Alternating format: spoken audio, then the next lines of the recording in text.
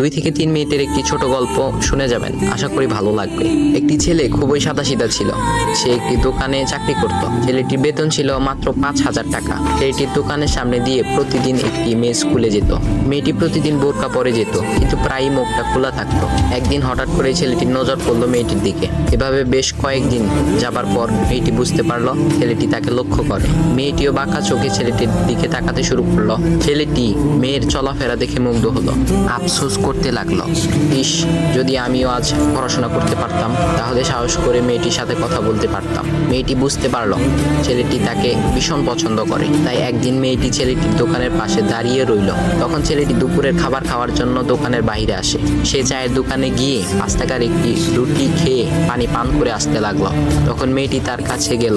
তুমি ভাত খেলে না, রুটি দিয়ে পেট ভরবে? তখন ছেলেটি মেয়েটিকে দেখে অবাক হয়ে গেল। তখন ছেলেটি বলল, আমি ভাত খেলে আমার মা, বাবা আর ছোট বোনকে কি খাওয়াবো? মেয়েটি শিক্ষিত, তাই অল্পতেই বুঝে গেল।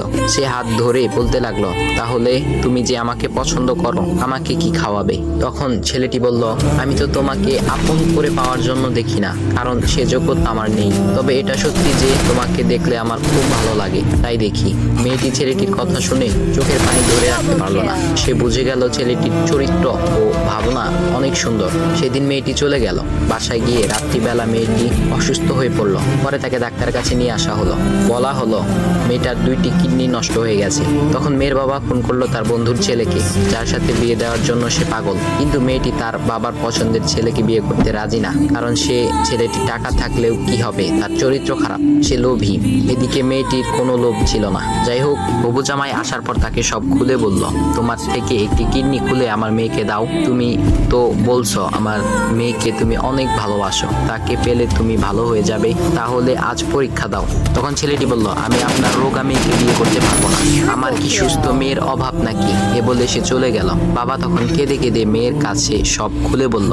মেয়েটি বলল, বাবা তুমি কেঁদো না, একটা পথ এখনো আছে। আমাদের সামনে মোড়ে বড় একটা দোকান আছে না, তুমি সেখানে যাও।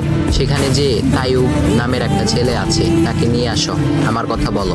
তখন মেয়েটির বাবা ছেলেটিকে নিয়ে আসলো। মেয়েটিকে দেখে ছেলেটির চোখ ভিজে পানি পড়তে লাগলো, কারণ মেয়ের বাবা তাকে সব খুলে বলেছে। তখন ছেলেটি মেয়েটিকে বলল, তুমি আমাকে একটা কিডনি দিবে? ছেলেটি বলল, কিডনি দেবার জন্যই আমি এসেছি। মেয়েটি তাকে বলল, তুমি কি চাও? ছেলেটি বলল, তুমি সুস্থ হয়ে আমার দোকানের সামনে দিয়ে যাবে, আর দূর থেকে আমি তাকিয়ে দেখব, এই অনুমতিটুকু চাই। এ কথা শুনে মেয়েটিও ও তার বাবা তাদের চোখের পানি ধরে রাখতে পারলো না। অবশেষে মেয়েটি বিছানা থেকে উঠে ছেলেটির 2 পা জড়িয়ে ধরে বলল, এই জীবনে তোমার থেকে আমাকে মৃত্যু ছাড়া আর কেউ আলাদা করতে পারবে না। তারপর মেয়েটি বলল, আমার কোনো কিডনি নষ্ট হয়নি, এসব ছিল আমার সাজানো নাটক। আমি যা ভেবেছিলাম তাই হয়েছে। তোমাকে দেখে বুঝেছিলাম তুমি আমার একমাত্র যোগ্য। এখন ভাই, তোমাদের এত সুন্দর একটা গল্প শোনালাম।